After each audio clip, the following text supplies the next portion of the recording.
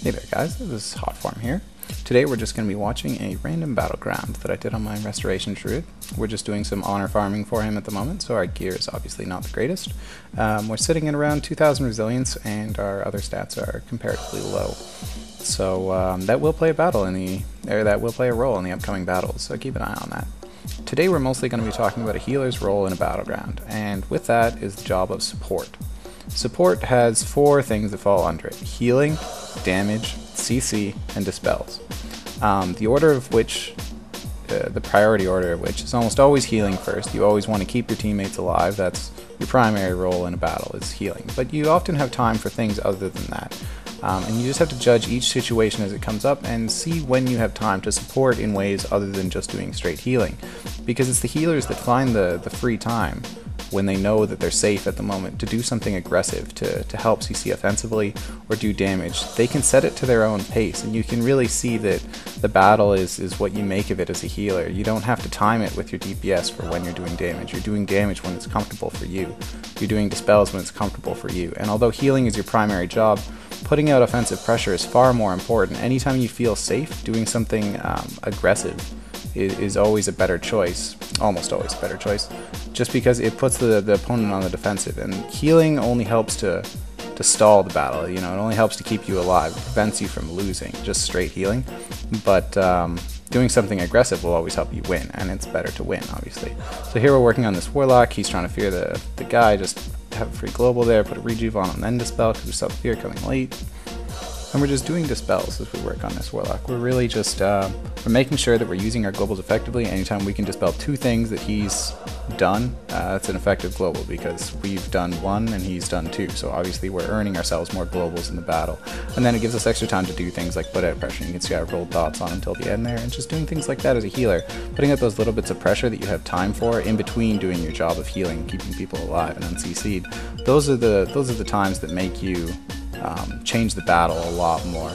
And just supporting anything. You can support almost anything with damage. There are occasions where you can't when someone's 100% topped. Often the next solution is CC, because you need to figure out, well, why aren't we doing any damage in the battle?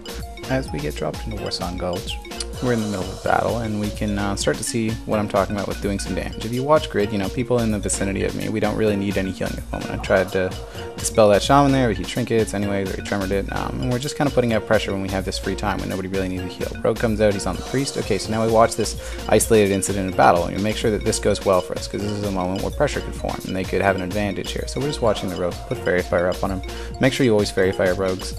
First thing you should do every time you see them. We're going for a bash here. No, misses because he's a night elf. Alright, the priest and the arcane mage there pretty much have it under control. We'll toss in two hots, but I think that battle's okay. We're just moving up, putting some pressure out, making sure that everybody's fine. We click back to the priest there just to check on him, but he was okay. We got the flag coming across now. Okay, so first thing the flag has to do, flag has to die. So we're going to put some pressure out on him. We're going to get some roots down after. Nature's Grasp. As soon as you feel Nature's melee combat coming, Nature's Grasp immediately. It should be the first thing you do, because it starts the cooldown, and the faster that cooldown is coming back up, the better for you.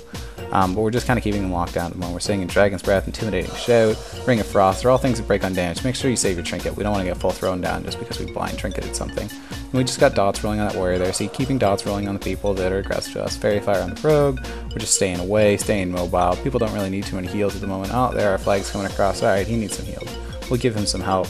That rogue's rooted off him at the moment. Priest coming out. Alright, we should watch him. He's going to do some healing soon. Yeah, we're going to toss the Cyclone over on him, and we're just stalling at the moment. Watch, Priest trinkets. That 1.5 seconds it took me to cast that Cyclone just removed the trinket from the Priest. Stalling people in a battleground is incredibly effective. There we got Cloak of Shadows, trinket from the rogue, we're rooting the warrior and the paladin. So the rogue's getting away, and we're just kind of continuing to stall them here, and we got, oh look at that, we got a DK coming in to help us. Okay, so DK's on the warrior. We had the warrior rooted, but right now he's going to be loose because the DK's on him. We're going to Cyclone the paladin. Keep the DK doing what he wants to do. He wants to kill the warrior at the moment. Do we need a lot of heals? No, that one Reju is going to keep us up. Let's DPS through this Blaze Storm. We don't need to stand around and take this warrior hitting us for longer than we have to, so let's hurry his death along. Putting some dots on the paladin because DK's probably switching over to him. Oh, we got a mage coming in, Dragon's Breath the DK. He trinketed that, and mage blanks away from the DK. DK Dark Sims it, takes the opposite route, but that paladin's now just kind of bugging him. Alright, so we'll probably want to keep that paladin off and go for a Cyclone. Now we get blind counterspell. Luckily he didn't hit anything, but we're just going to bash to follow that up and keep the Paladin CC. Now see our DK, he's sitting at 60k health, but it's not a big deal. We're rolling damage at the same time. We don't need to top him. We know he's safe. This mage isn't going to put out a lot of burst, the Paladin CC'd, and we're just kind of using the free time that we know we have to put out all the pressure we can to hurry this battle along. Otherwise the reinforcements might start to stack up on us. And here we Nature's Grass instantly. We got melee combat on us, Warrior, Shaman are coming across. That Shaman already proved he could pummel, so we're just going to War Stomp, get some distance on him because we don't really want to put up with that. Put the Warrior in a Cyclone out of that root, just keep him CC'd the whole time. So he's off us, and then DK cleans up the Shaman. We're pretty good now. The Warrior is going to try to kill me still because he doesn't really like that he sat in that much CC. This should be your first instinct. Anyone ever attacks you, is jump and travel for him. Jump and travel for him because jumping, it responds to your touch. It goes instantly, and it keeps you moving at the same speed as when you left the ground. So it gives you time to travel form away slow and never stop moving. And that's obviously a good thing. And you know, we can just see here that there's nothing really to heal, so obviously I'm going to have time to do other jobs. I can look around and CC some people, I can do some damage, and that's really what a healer's all about. It's about being adaptive and supporting people on the go with what they actually need. Not just blindly healing people. I mean, obviously, you know, that priest, he needed to heal the flag carrier. That was his most important job. But when you have time to do other things, like do some damage, then do some damage, because people really underrate it. It doesn't look like much, you'll only do a bit of damage, but a lot of the time, that makes a huge difference. Think of any time you've ever been, or anyone you've been attacking has ever been at 10% health, and they've lived, either getting a cooldown up or getting away. You know, they've lived somehow. If you had a healer DPSing them at that point, they would be dead. That adds up to a lot of kills, and it makes a very huge difference in terms of pressure. Seeing yourself at 30%, you might wait for a heal before you use your cooldown. Seeing yourself at 15%, you're going to blow your cooldowns because you're really low. And those are just the differences. It forces more things from your opponents, choices they wouldn't have made otherwise. And these are the things that make doing things other than just healing so crucial to being a healer, just offering support in aggressive ways. As we drop into our final battle here, we're in Eye of the Storm, and we're just kind of defending Draenei Ruins for the moment.